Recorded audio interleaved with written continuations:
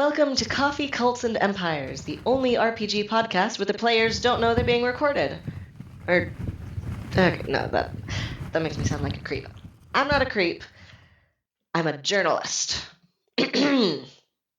Welcome to Coffee, Cults, and Empires, where the coffee is terrible and so is the company I work for. Everyone, I'm sorry. I'm recording this from inside a dumpster outside the lab. As you probably remember, I work for Inside the Box Sciences Incorporated. It's a cool lab where they created an experimental world on a petri dish, and it's full of wonderful sentient beings. I found out there's real people in there, including a group of professors playing a tabletop RPG set in this world's past. I thought it was so interesting that I made this podcast you're enjoying, and now they're threatening to end the experiment. There was a big security leak. Me, and coincidentally this podcast, are that leak. Well, they don't know it's me specifically, but they know it's an intern, so I'm locked out of the lab along with some of the other interns. Alright, why am I in a dumpster? I'm searching these dumpsters, trying to find out if they already ended this world. I haven't found any remnants yet, so I think they're okay. Hey, why is this perfectly good coffee mug in here? Boss. Guess he didn't like the truth. Okay, well, I'll keep looking, but on to episode 4. If you missed last time, here's what you missed. Our heroes, no-nonsense Hellena, and of course the nonsense only when it comes to rolling in coffee grounds, Justice, illusions wrapped in illusions with a side of more illusions, Rufert, no longer covered in spider guts, Georg, and they're not followers, they're friends, Eurekas, have properly started their investigation. Their first step, harassing a local food seller. Our heroes are not exactly the finest of detectives, but they make up for it with dogged determination and enthusiasm for breakfast. Beeb, the food stall owner, just wanted to go home when the party arrived late last night. He was talking to a poorly disguised second, that is, the second in command of the guard, aka breastplate guy. The party didn't see anything wrong with that, but they did spend considerable time and resources hounding Beeb, who eventually gave up an important clue. He'd make them breakfast tomorrow if they would just go away and leave him alone. Satisfied but not sated, they went home, only then remembering that they actually just wanted to talk to Tagak about the evil sorceress and her evil spidery plans. We joined them in their hotel, waking to the new day. Will they get breakfast? Is the breakfast giant spider on a stick? Find out in this episode of Coffee, Cults, and Empires.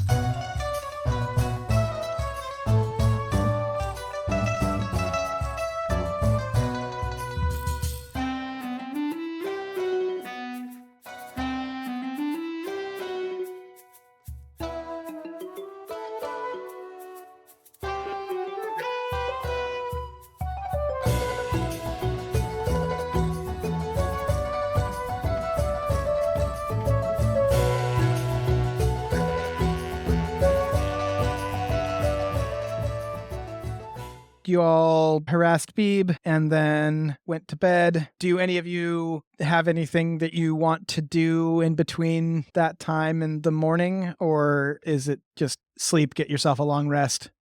I'm going to put on my humidifier just to help my skin and then go to bed. I'm going to notify the waitstaff that we're going to need a lot more sheets. Not sure what they're for yet, but we'll come up with something. I forgot about this. We are going to need a lot more sheep. Okay. Then beyond that, I guess we have never hung out with you all in the morning. Are you early risers? How does that all look for you? Georg is definitely an early riser. I mean, you can't be a coffee professional without it. Hellena is normally a late riser, but she can get up early if she's on the move. Yeah, Callum and Ruford both are very lazy. Unless something wakes me up, I'm sleeping till like noon. Eureka is a late riser. She tends to wake up by just people telling her, "Oh, you look so pretty when you're asleep," and just lots of compliments. So she doesn't get those. She sleeps in even later. So I assume that Georg knows this. Oh, yeah. By now, I would say so. So I make a bit of a racket in the morning, just getting the coffee together for everyone. putting the presses together and, using the pistons are not well made necessarily because I mostly cobbled them together out of scrap metal. The coffee pistons. What, you don't have coffee pistons? I just pull the coffee ripcord on the coffee motor. Hey, look, sometimes you have to pull it a few times to get it to start, okay? Well, I know what that sound means, so it feels aggressive, but I wake up because I'm pretty excited for this coffee. Yes. So I make the coffee for people and, sort of nudge the coffee at them, get them to wake up at a reasonable time. You are all in separate rooms. Yeah. Do you try to open their doors and put the coffee at them directly, or do you just... Yeah, I'll just walk right in if I can. If they're locked there, that might be a problem. In which case, I'll knock loudly. Yeah, I will absolutely have locked my door. Yeah, mine's locked. All right, yeah. So we all get woken up to coffee one way or another. Roofer comes and opens the door. There's like sounds of, don't want to get up. But then when I open the door, like 30 seconds later, I am immaculate. I've got a new outfit on. My hair is perfect. And I'm just like, hello. And nah, sometimes I wake up late too in a new place. Coffee? Absolutely. Thank you. Thank you. You're welcome. I got about 4 more of these to go through. Also, I can't count. This is a bad quality for someone who sells coffee. It's been a problem in the past. Okay. And you can see that I have definitely been busy. I've got a fortress made out of sheets. I'm very proud of it. Do you answer your door, but you're kind of like a little bit to the side so that he can see in? I'm just like, I'm doing the eyebrows, like, Have you done testing on the tensile strength yet? Yes, I accidentally tested it several times as I was putting it up. It's bad. Oh, maybe we could do something about that then. They're going to be hard to tie them all together if they just fall apart on us. Oh no, I thought you meant just like the stability of my fork. It's made out of sheets. For instance, no. Oh, I assume that was bad based on the we'll work on the construction if you like. The construction is perfect. It's made out of very soft sheets. We just add some metal to it. That's what I always do. Why not? Cement too. This will be great. Oh, good idea, cement. Let's ask the staff for some and start pouring it on the sheets. I'm sure they won't mind. It's for science. No, it's not. It's just for fun. Oh, I thought it was for science. I mean, science can be fun too, so sure. Yeah. Let's do an experiment to see how much cement we can fill the room with before the staff stops bringing it for us. And York takes out a notebook and starts making some just general estimates on the quantity of cement that we can apply to the sheets and just writes all that down. Rozafeen, how do you accept your coffee? I actually ask Jorg if he has any grounds. I mean, how do you make coffee with no grounds? Okay, great. I have beans, and I take out a thing of bean, and then I take out a grinder, and I grind up the things, and I make like about a shot of grounds and hand you the grounds. I spread him out on the carpet, and Justice starts rolling around, rubbing her cheeks on it, scratching her butt on the grounds, and I'm like, good kitty. No idea. Is coffee related to catnip? I say, I don't know, it's a predatory instinct or something. I guess maybe if she smells like coffee, she won't smell like anything else around her. It's fun to watch, though, eh? Yes, fascinating. Who is a good kitty? How does Justice generally respond to that sort of cat infantilization? She definitely doesn't mind when I do it. I think at this point she's going to ignore whatever any of us are saying because she's pretty committed to the coffee ground thing. To the coffee ground? The grind? The grounds. So you have successfully woken up. That's 10 XP for everybody.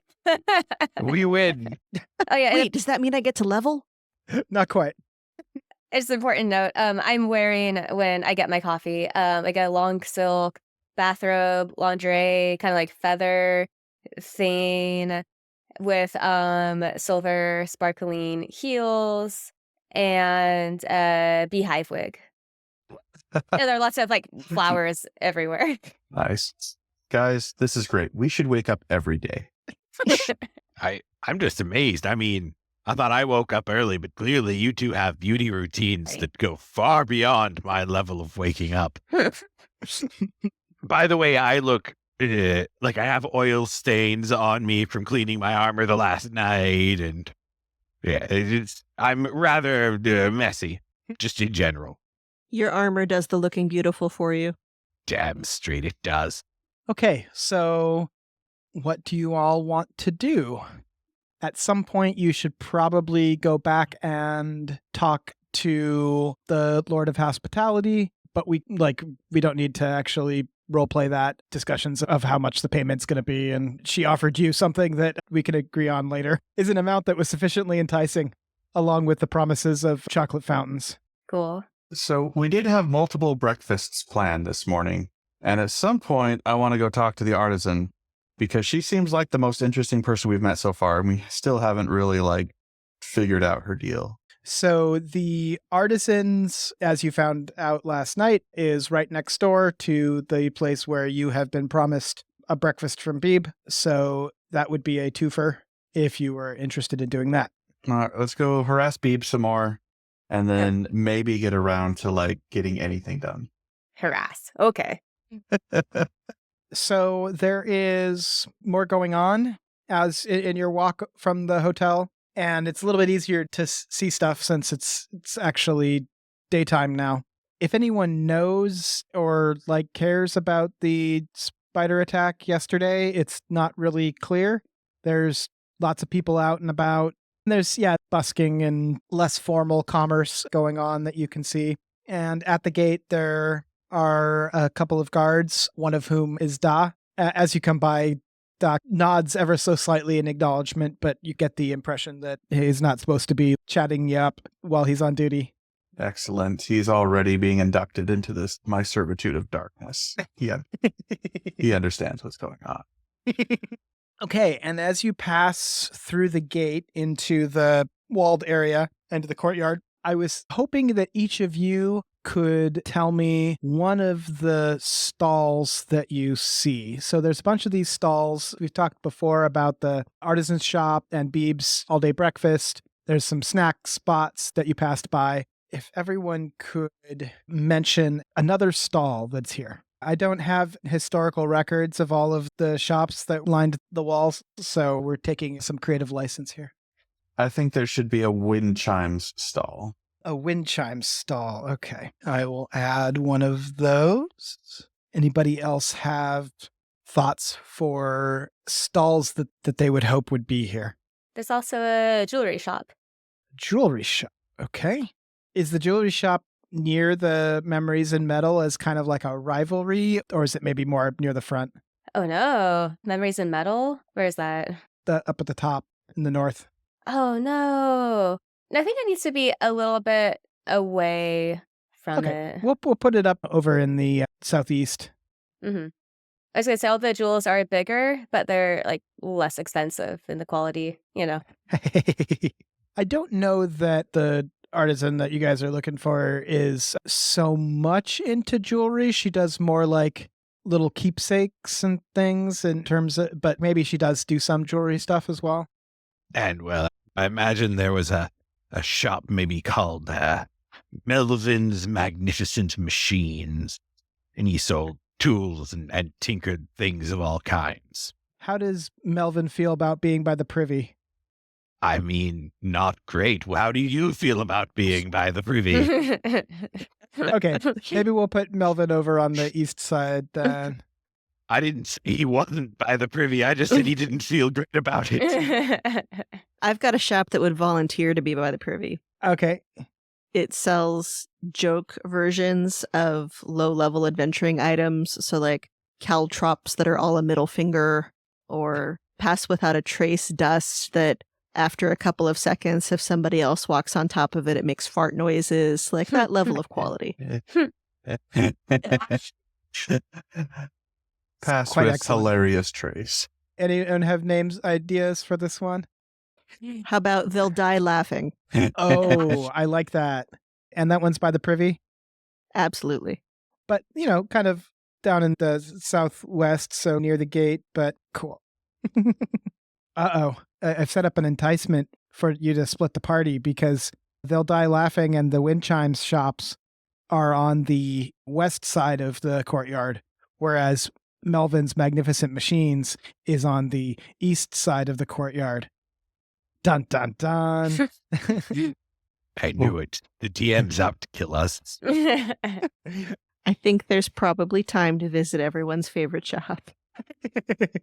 I'd say maybe you guys probably... We spend 16 hours at breakfast. I think you probably head straight to breakfast and over to Tagak's rather than lingering at the shops too much, but we will come back to them later. There are a lot more people going in and out of the hall and visiting all the shops and stalls, and Tagak's place is busy, as is Beeb's. Which one do you want to hit first? Beeb promises breakfast. We cannot allow a commitment like that to go unfulfilled.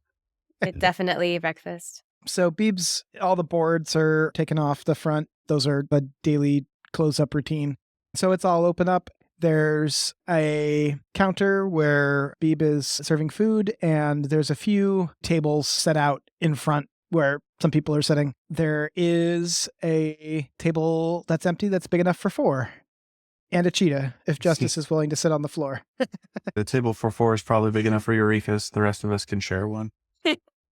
My rope is really long. Also, doesn't she have like 18 people following her I at was, all I was going to times? say, like, all these people, I think that they didn't follow you into the office last night. I don't think they were part of the deal in terms of getting set up with a spot. Yeah, they have to camp. Did they just kind of camp and then wait for you to come out of the hotel? That's what all the sheets were for. I knew it was important. They just kind of camped outside my window, on the ground, but they sung songs and lit bonfires. It was really cool. Once they saw that you were up, they came around the front of the hotel and followed you. So they're just hanging back, or...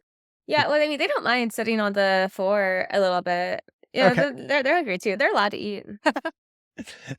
How magnanimous of you. So I think Beeb sees you all and blanches a bit, kind of beckons you up to the counter and is like, okay, so the 4 of you that were here last night, definitely breakfast. I don't know what's up with the rest of the crowd. That was not part of the deal.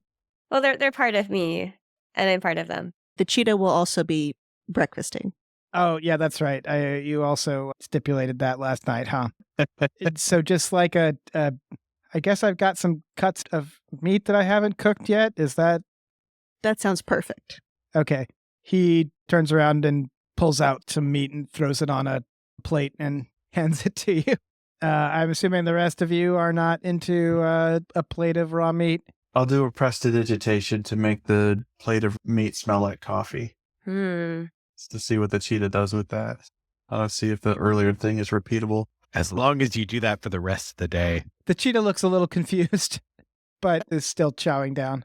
But does not go crazy with the... Okay. No rolling on the raw meat.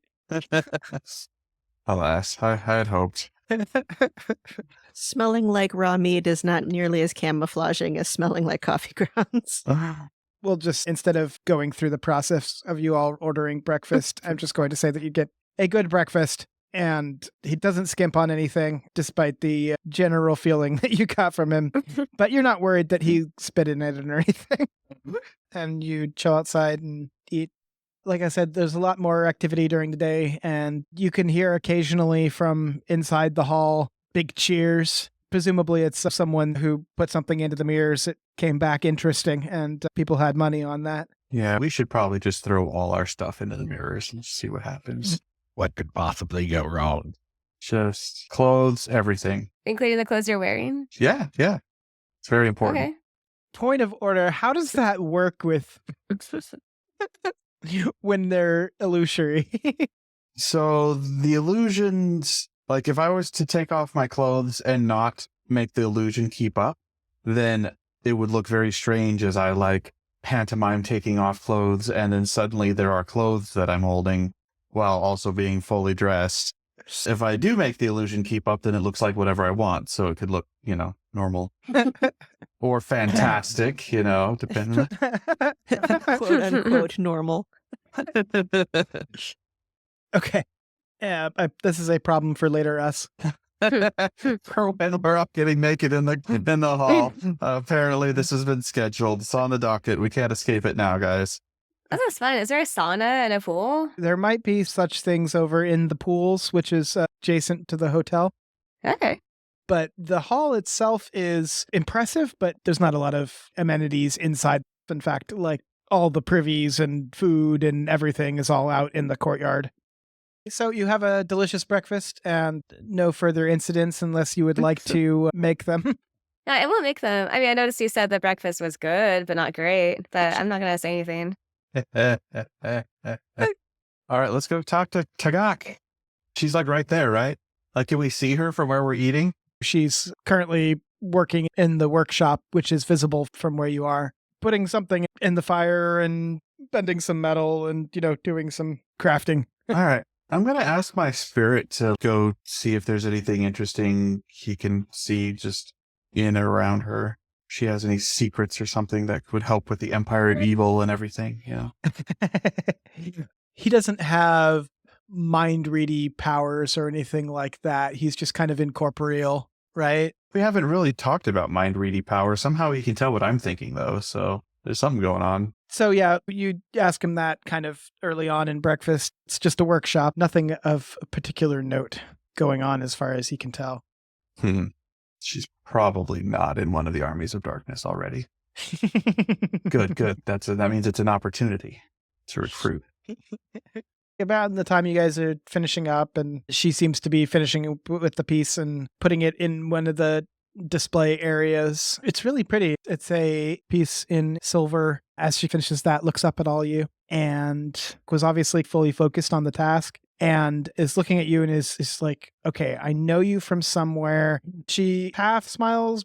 So, did you decide to take on the case? Are you gonna go and, well, I don't know. I'm not sure. I feel a little bad asking anyone to take her out, She is like my potential mother-in-law, I guess. The rule is if someone sends spiders to kill you, you're allowed to kill them back. Oh, that's fair. I like your rules. If it was goats, then, we might negotiate, but spiders, that's the line. So yeah, tell us about your relationship. Who is this person and why are they mad at you? I mean, mad is probably not the right way to put it. Furious, livid, murder. Yeah. So typically, she and I have been seeing each other for, a couple years now, I think. And we met when she came over here. I think she was just checking out the place, like the hall in general. But she stopped by and liked some of the stuff that I made. And so we just got to talking. And yeah, she's really great. Anyhow, so she lives with her birth mother. Still living at home, huh? Yeah. And, I would say that it would be mostly fine, except, they've got this oasis that her birth mother controls and, it's kind of her land and she's got a little tower on it. And that's not the only reason why I think that she's from the Tower Empire. I know that there's lots of towers in the world and that's not what it is. But, speaking as Vafris, Tagak is adorable. Well done. I love Tagak. They've got a tower there on the oasis, and honestly, it's a bit of a ways out in the east, but not too far. But I don't remember there being an oasis there. I've lived in this area for a while, and honestly, since when they were still working on the hall, and I don't remember there being an oasis out there. I do some walking around, and I don't know for sure that I ever walked out to that part of the desert, but it seems like it kind of sprang out of nowhere, and that's part of the reason why I think that she's definitely involved in some sort of magic there. And she doesn't use any titles or anything like that, so I don't know if she's nobility, but she has that, kind of air of well, we've got our tower, and who are you? You're just some metalsmith. You're not worth marrying. And so yeah, I think she just doesn't want me hanging around. Oh, yeah, I spend spiders after all the people I've just mildly annoyed at. Yes, definitely. Well, there's been some coincidences. 8-legged coincidences. Well, this is the first time that she sent spiders. I think she's escalating. To be honest, if she wanted you dead, she could have sent assassins. Like spiders, the spiders probably wouldn't have even found you if you hadn't been in the right place. Yeah, I think you're right. I think this is a message more than a attempt to actually do anything. Still, spiders count as a death threat. We can. It's a poor one. It's kind of sloppy, but What else has she sent besides spiders? Well, about 6 months ago, I'd bought some fruit from one of the markets in town, and one of the apples looked like it was fine on the outside, but on the inside, it was like totally covered in worms. And it was super gross, and I almost ate one. And it just it looked so good on the outside. Like I don't think that you can have an apple that looks that good on the outside and have such so nasty worm situation on the inside without magic going on. And I can't imagine why there would be anybody else who was trying to, magically mess with me. So I'm pretty sure that was the first time. At least that's the first one I noticed. Maybe she started even more subtle. I know that I said that she's not subtle. And I guess it's more of like she started subtle and has escalated. And then there's the birds that have started hanging out around my house at like weird times for birds. What are they doing? Are they just going in circles? No, they land and look at my house. So she's spying on you with birds. I don't know much about magic, but it could be spying. It could be that she's just trying to be spooky or something. What kind of bird? I don't know, like a bunch of different kinds, the different colors and different sizes and stuff like that. They're not all just the same kind. Colorful birds or normal birds for the area? I guess what I'm saying is, did she send over a toucan or something? No toucan. I don't know. I don't know birds too good, but I mean, I've seen most of these types of birds before around here, and definitely hanging out at oases. But yeah, mostly just birds that would be around here anyway. But like, they don't normally do that, right? Like, they're normal birds, but they're doing weird things. Does that make sense? Yeah. Have you considered changing your name and moving somewhere really far away? Well, I mean, if I wanted to just not see Teep anymore, I could, just not see Teep anymore. And, I'm sure we could kidnap Teep. That work for you? Oh gosh, no, I think that would be worse. If she's sending spiders now, her mom's sending spiders after me now. No, kidnap, and then you leave, and then she can't find you. Oh, like we kidnap her and then we leave together? Yeah. Huh. I mean, kidnapping seems like a bad idea. Is that? I mean, I love her a lot, but The other option appears to be murder. Like, I don't really care Wait. either way, but like it's. Well, but I mean, there's like a difference between kidnapping someone you care about versus murdering someone you dislike, right? I like your morals. You're good. I don't know. No, this makes perfect sense. Yeah.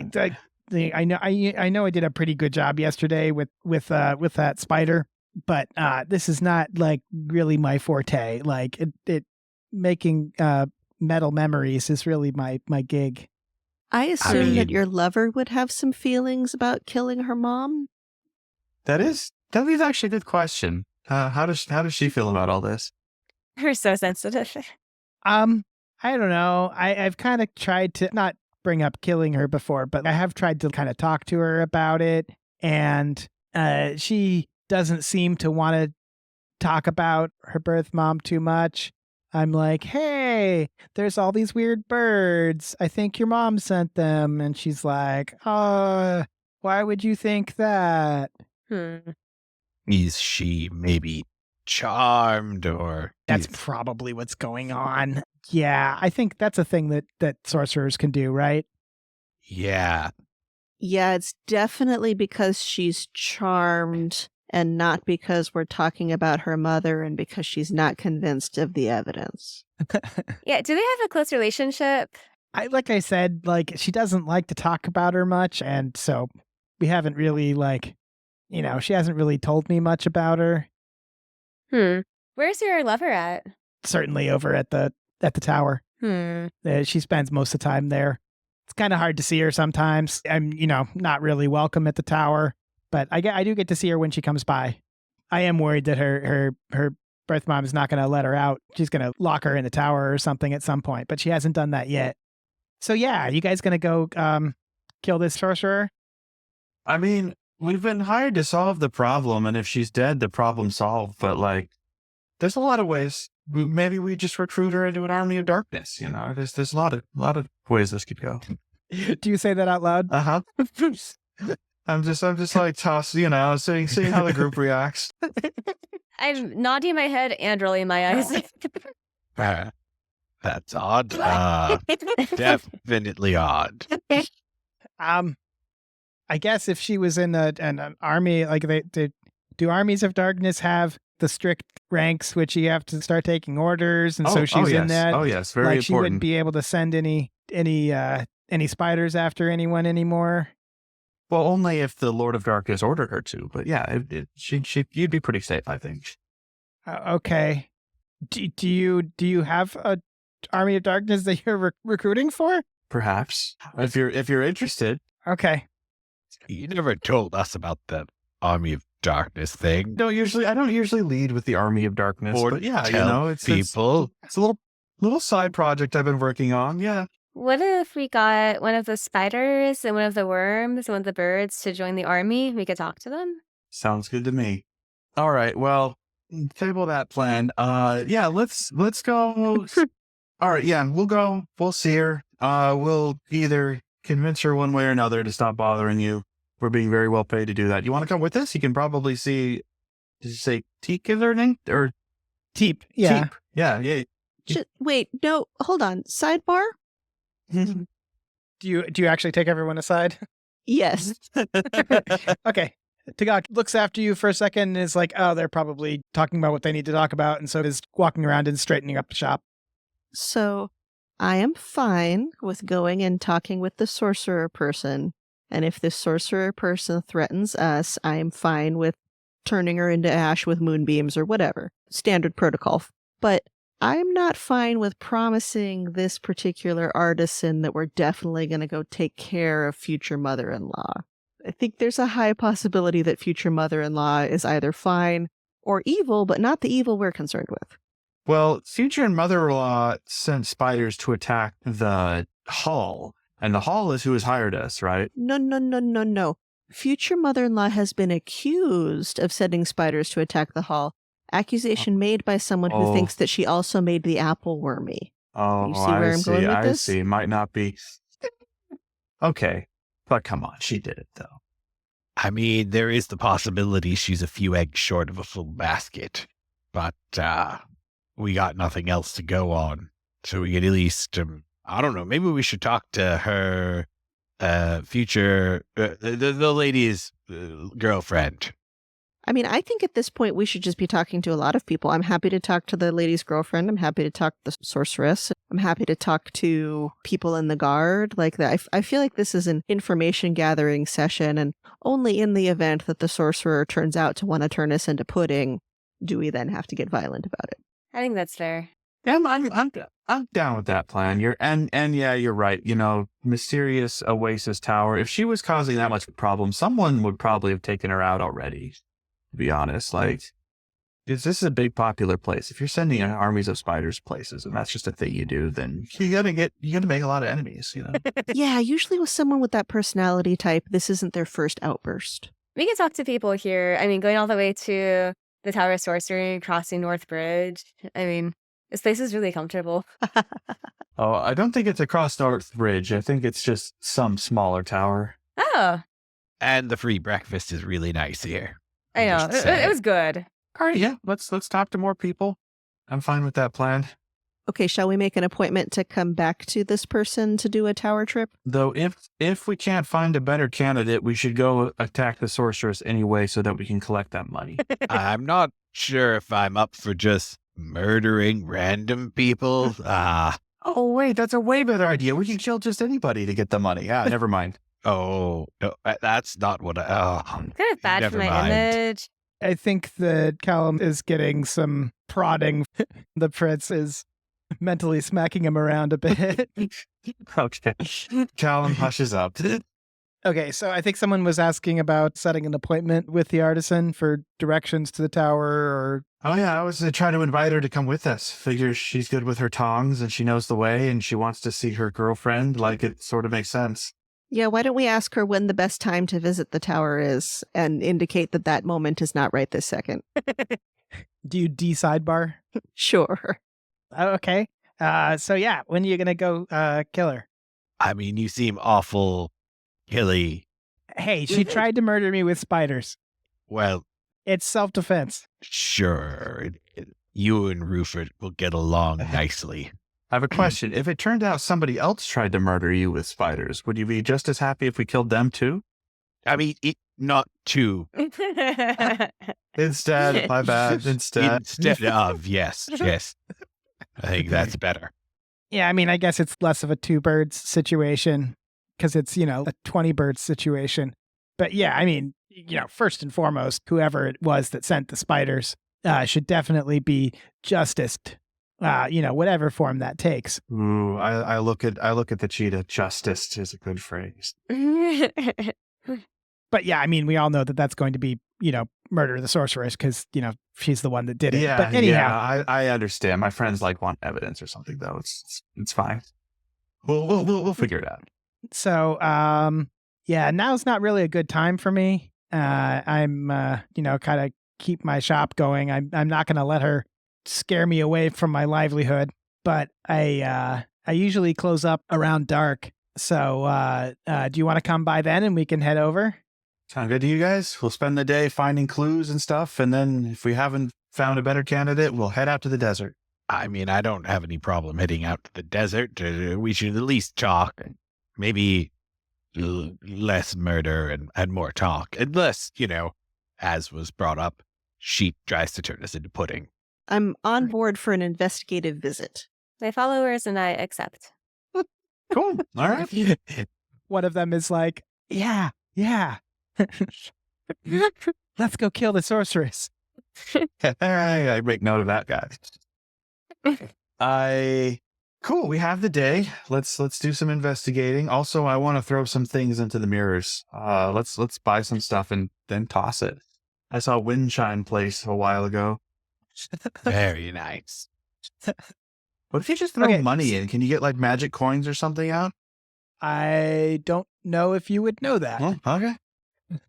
I've heard tell of people getting more money out and also less money out, but I don't know about magic coins. That does sound like a great idea.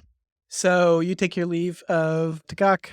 Do you want to track down anyone else in particular, or just going to shop for the rest of the day? Well, there was that guard guy who I didn't recognize, but one of you might want to care about.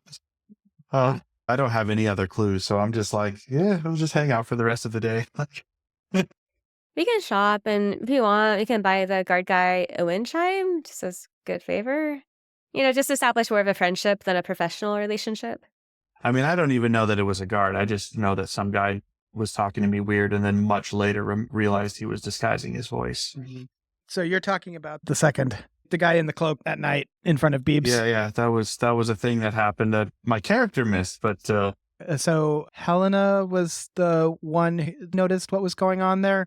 There was the weirdness with him disguising his voice, but I think it was Hellena who knows definitely who it was and all that. Yes. At the time, I opted to keep it to myself. That would have been smoother had he not been so glaringly obvious at the very end. Did you tell the party? So the reason that I opted to keep it to myself in the moment is because I wanted to take time to think about what to ask him, or whether it was better to try to observe him in some other situations. Because I think just walking up to him and being like, hey man, were you spying in the stalls? Like, I don't know that there's much that he would choose to say to us. Are you not telling the party as you don't know quite where this script would take it at this point? I mean, we're not exactly subtle.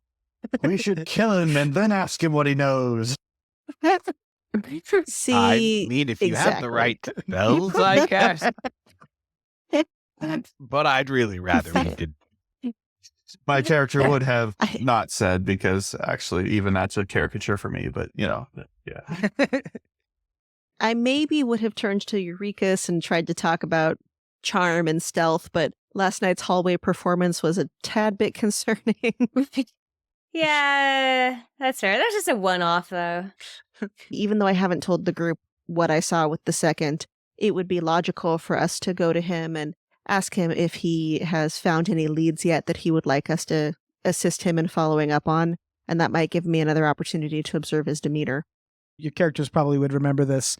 So the second was present at the beginning of the attack and then ran inside the hall, and then was weird about them bringing the captain in. The captain is the one who is in charge of the investigation.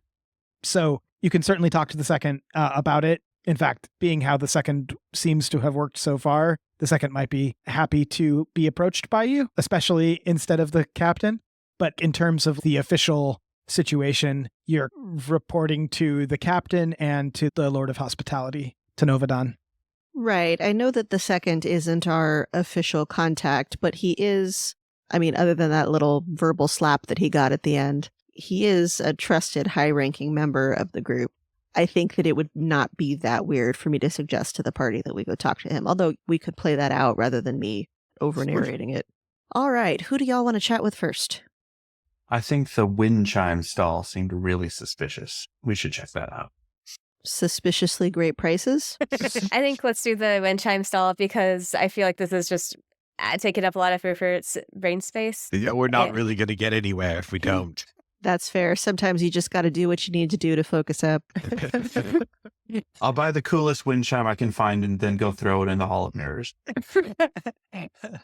Okay, there are a range of wind chimes. There are ones that you don't actually have enough money for.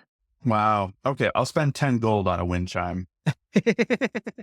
So yeah, that'll get you one that's like nice, but will not make it obvious that you don't have that much money. So you're not like buying like the second most expensive one. That's a perfectly nice wind chime. So you're now dragging the party along to go and put this in the mirrors? Unless anyone else wants to grab things to throw in the mirrors. I feel like we should throw some things in the mirrors.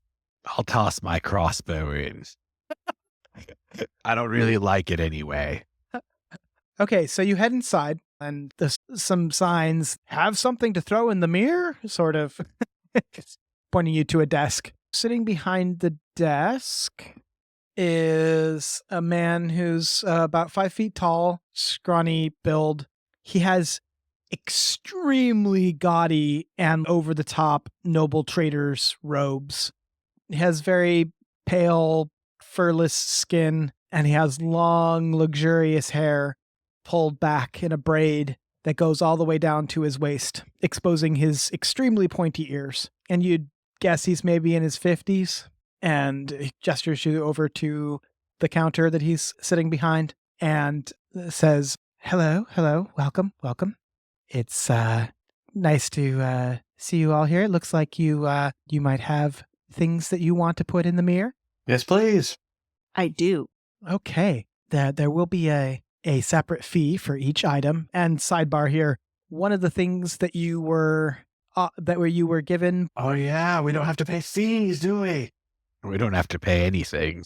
it sounds like he does not know who you are and does not know this yet. There'll be a separate fee for each item. Oh, not for us, though. We're the, what's her name? Pull up the Lord of Hospitality, Tenovodon, gave us special permission. I am High Prince Rufert. This is my entourage. Here, you probably recognize Eureka. She's very famous. Yeah, we don't pay fees. Mm-hmm. So, generally everybody pays fees. Being too impatient to wait, I cast suggestion on him and say we don't pay fees. I should have put stats on this guy. Okay. Yes, who knows when you're going to have to go into combat with a random NPC. Some person not even breaking the rules, and yet. So suggestion is a save against Wisdom save DC 17. Okay. How wise is this guy? Okay, 1 second. I will do the rest of his stats later. So a 12. Nope, he needed a 17. Okay. So just the way I said, I'm arguing with him. I'm like, we don't pay fees. He says, everyone pays fees. And I wave my hand in a pretty obvious spell casting gesture. And I say, we don't pay fees. And then he agrees with me. Is he going to, since he failed, is he going to know that this happened? I don't know. It lasts 8 hours, so it's going to take him a minute to figure it out if he does. It doesn't specifically say, so I think not. Wow, that's actually kind of a powerful spell. It's pretty good, yeah. Wow. Yeah, we could have got a free warhorse, and all I'm trying to skimp us out is his fees. We could have taken everything this guy owns and thrown it all in the mirror. He should be grateful to me, honestly. You know we weren't going to have to pay fees anyway, though, right? It would have taken another 10 minutes. Okay, I suppose. So instead, you're going to burn a warlock spell slot. Very, very important that we throw things in at this session, and the session is coming to an end. We need to throw things now. Okay, so he's like, oh, that's right. You don't pay fees. It's weird that I forgot that. There's an attendant there who will help you go on with it. And he writes down some things on little tickets, gives you each one, points you over to where there is indeed an attendant standing there ready to put things into the mirrors. Cool. Hellena, you want to go first? You mentioned you had some. Oh, yes, I take out a bell and I put it in. Bell. Okay, is this like a little handbell? Yes, it's just an ordinary, inexpensive bell. Okay. Roll a 1d20. Okay. 13. You hand the bell to the attendant who walks over to the mirrors and holds it up above his head and says, "One handbell." Kind of in this voice that meant to echo around the hall. And you think actually his voice might have been magically enhanced so that everyone can hear what's going on. And there's some murmurs, and he places it on a mirrored surface, which is on the edge. And he turns a crank, and the mirrored surface goes out along this track into the center where all the mirrors are. And he pulls a cord, and suddenly all of the mirrors point towards it. They were pointing in various directions before. The bell just drops through the mirror that it was sitting on. The whole hall gets silent. It's as if everybody's holding their breath. Moments later, a bell rises out of the mirror. Now, can you describe what the bell looked like before? It was a blue porcelain bell about the size of my hand with a smooth, rounded handle. Okay. The bell that comes out of the mirror from far away looks kind of similar to what went in. And he turns the crank in the other direction.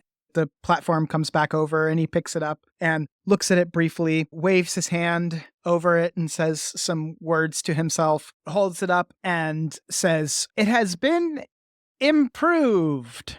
And there's some people who clap and some people who groan and some money changes hands. And then he walks it over to you. And when he gives it back to you, it is the same bell, but there's now silver inlaid in it, streams of silver mixed in. When you ring it, the sound is noticeably clearer and cleaner. Okay. Woo! We gambled, guys. We did it. We win. Yay! Congratulations. Nice bell. I won't explain the whole thing for each time you go, but if anyone else wants to throw something in and roll.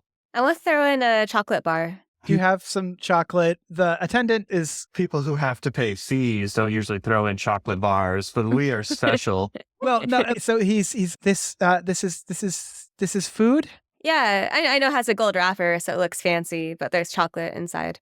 and this was approved by the Lord of the House. I mean, I bought it here at the windchime store. Okay. Oh, no, I mean this was approved to put in. Yes. Okay. All my followers are just nodding behind me. Okay. He puts it on the thing and go ahead and roll d20 for me. 14. When it comes back, he looks at it, waves his hand over, holds it up. It has been improved. And, there's the same kind of thing. Money changes hands. And he hands it back to you. The wrapper is shinier now. It smells better than it did before. It smells tastier. Cool. Anybody else get one? Yeah, I got a few things. I got my wind chimes, some leather armor, and 2 daggers. The leather and armor and 2 daggers I produce from, it's not clear where. Like I dig in my chest and then I'm just holding them. The attendant is confused, but it's like, okay, this group is weird. So give me a roll for each of them, and then I'll tell you what happens. All right, so the first one, I got an 8, then a 5, then a 12. Hold on, one at a time. 8 first. What did you put in first? Oh, that's the wind chimes. The wind chimes. Okay.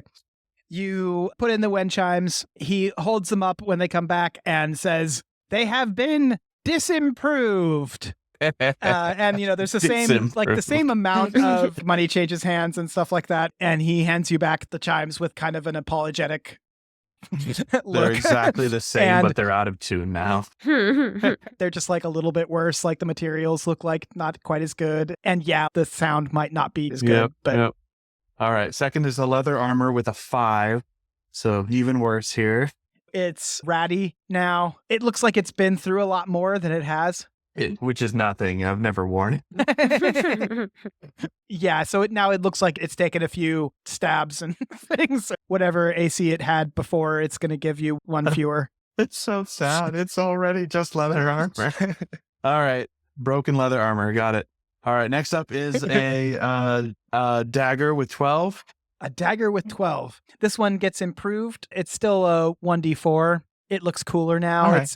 It's got some like design on the handle where it was just kind of like a make work dagger before. It's now a cool dagger. Very important for a prince to have cool daggers. All right. And finally, woohoo! Second dagger is a 19. So when that comes out, he holds it up and says, it is very improved. And there's like some, okay. But still the same amount of money changes hands and stuff like that. There's one guy off in the corner who just like, is like, yeah. And you see him collect quite a bit of money from. I did it for you, sir. All for you. This dagger now does 1d6 instead. Ooh, it's a sword now. It's like extremely sharp. You can like hear how sharp it is. kind of Love thing. And it's like, super shiny. And there's like a little gem in the hilt of it now and some very cool designs. Wonderful. All right. Yeah, that's mine. Congratulations. Anybody else got anything to throw in? Yes. I wanted to toss in 2 things. One will be my crossbow. It's a light crossbow. And that one gets a 1. Oh boy. He puts it on the thing, turns the crank, it goes out, drops into the mirror, and you sit there and nothing happens. And nothing happens. And nothing happens. And eventually this little like poof of smoke comes out of the mirror. I think it ate my crossbow. The attendant turns the crank back and stands up straight and says, it is gone. Oh. Well, And he looks at you and shrugs and is like, sorry. And there's the same guy who yelled about the thing before is like, damn it. Gives a bunch of money away. I like that guy. He's betting for us. He's on our side. yeah, he's great. Okay. And then I take my shield off of my back and I also toss that in. Oh my goodness. And that I get an 18. So it's just a normal shield before? It's just a normal shield. There's no mechanical effects in terms of the game, but before, because you keep good care of your armor, it was just kind of a well-maintained shield. It is now very beautiful. Almost feel a little bit bad about using it. There's an intricate design on the front of it, and I will let you, the player, decide what the intricate design is. You don't have to tell us now. Yes, I'll think about it. I've renamed it Fancy Shields. Yeah, that's exactly what it is. It's a fancy shield. Hey, I named mine Fancy Dagger. What? I take one last look, and then I kind of shift around, and I toss my bedroll in. Okay. 17. It's a fancy bedroll. It's a little bit more comfortable. Damn straight. This is exactly what I wanted. Oh, best thing I've gotten all year. You should have put your coffee in there. No. Imagine if my coffee disappeared. Imagine. You say that like, you know what? I don't know if I'm going to give you coffee anymore.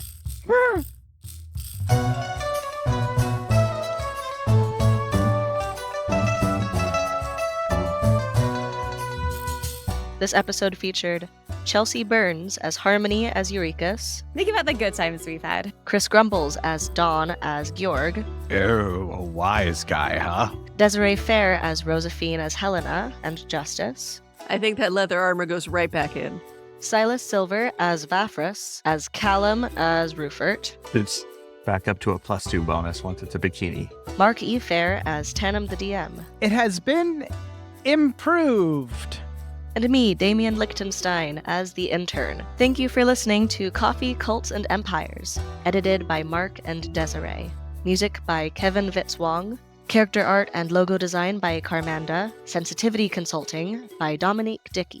Support us on Patreon for access to outtakes, world building, and more. Find all these links in the episode notes or at coffeecultsandempires.com, where you can also find transcripts, art, actor and character bios, and more. That's coffeecultsandempires.com.